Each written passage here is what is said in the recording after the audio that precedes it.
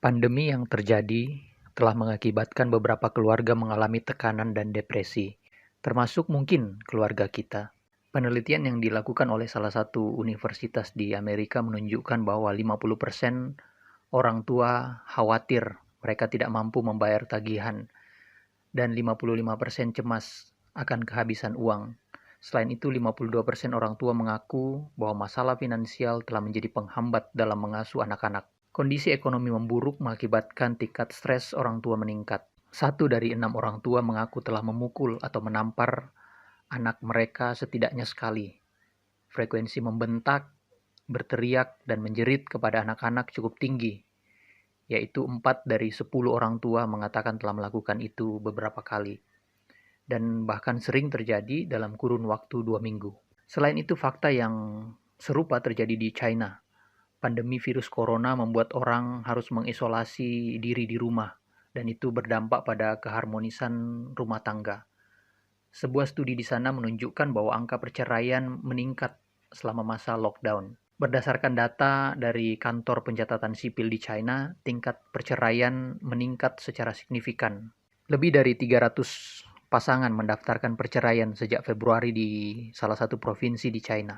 Menghabiskan waktu bersama disinyalir dapat menimbulkan emosi, ketegangan, perseteruan, hingga kekerasan di dalam rumah tangga. Isolasi dan lockdown yang terjadi membuat banyak orang menjadi pengangguran, karena kehilangan pekerjaan dan penghasilan memicu munculnya KDRT dan perceraian. Nah, bagaimana dengan fakta yang terjadi di Indonesia? Beberapa waktu yang lalu, kita menerima pesan singkat dikirimkan oleh gugus tugas COVID-19 Indonesia.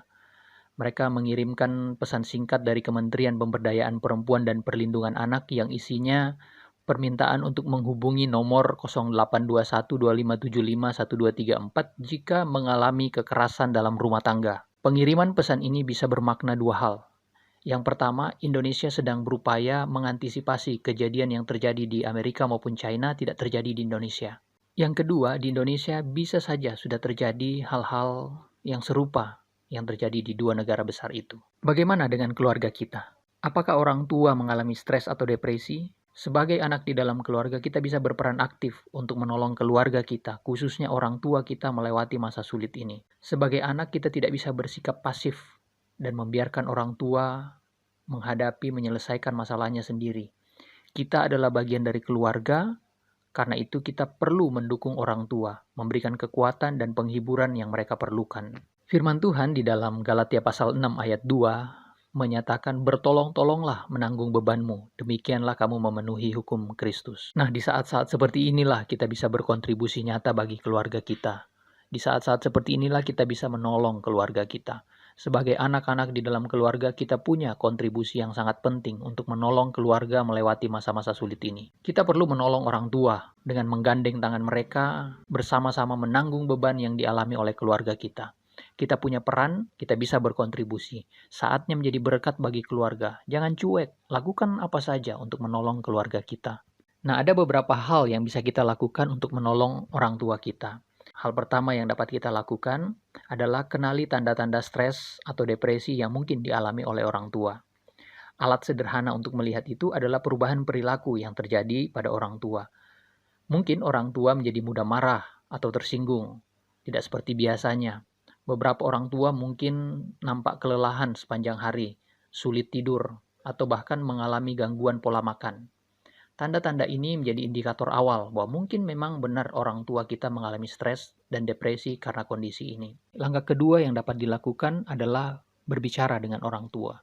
Mintalah mereka menceritakan perasaan mereka, pergumulan mereka, atau mungkin ketakutan yang mereka rasakan. Dengarkanlah dengan penuh perhatian, kecemasan, dan kegelisahan hati mereka. Mereka adalah orang yang bertanggung jawab atas keberlangsungan keluarga. Mereka mungkin bingung bagaimana mengatasi masalah keuangan keluarga, atau bingung dengan masalah finansial, perusahaan, atau bisnis keluarga. Yang ketiga, tunjukkan bahwa kita mengasihi orang tua kita.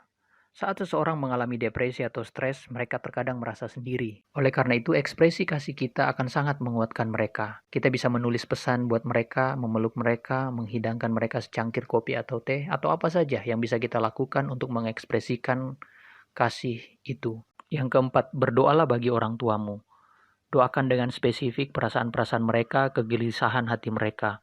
Mungkin ada orang tua yang kehilangan pengharapan di dalam Tuhan. Pastikan dirimu tetap menjadi tiang doa bagi keluargamu di masa-masa sulit ini. Percayalah bahwa Tuhan pasti akan menolong pada waktunya. Bacalah beberapa ayat-ayat firman Tuhan yang akan memberikan kekuatan di tengah-tengah masa-masa seperti ini. Terakhir, untuk kondisi-kondisi darurat, pastikan kamu mencari bantuan. Paling tidak ada 2 kondisi darurat yang mungkin terjadi di dalam keluarga, yaitu KDRT dan bunuh diri. 2 kondisi ini tidak dapat disangkal berpeluang terjadi di dalam keluarga yang mengalami stres atau depresi karena situasi seperti ini. Karena itu, pastikan kamu menyimpan nomor kontak darurat.